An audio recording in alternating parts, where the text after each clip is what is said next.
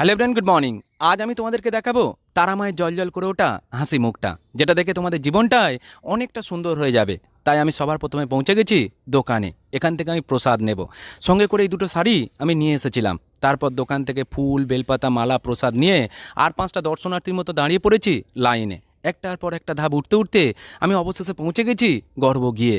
এখানে হাত দেওয়ার অনুভূতিটা সত্যি অন্যরকম। বারবার মনে হয় তারামাই হলো একমাত্র মুক্তির রাস্তা।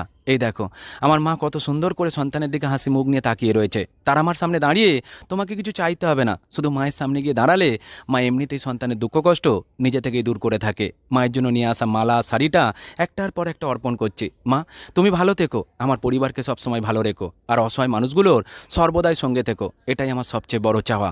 মা, আমি এইভাবেই তোমার কাছে সারাটা জীবন পড়ে থাকবো। তুমি শুধু অসহায় মানুষগুলোকে বুকে আগলে রেখো। ভালো থেকো সকলে, আর সবাই মিলে বলো জয় মা তারা।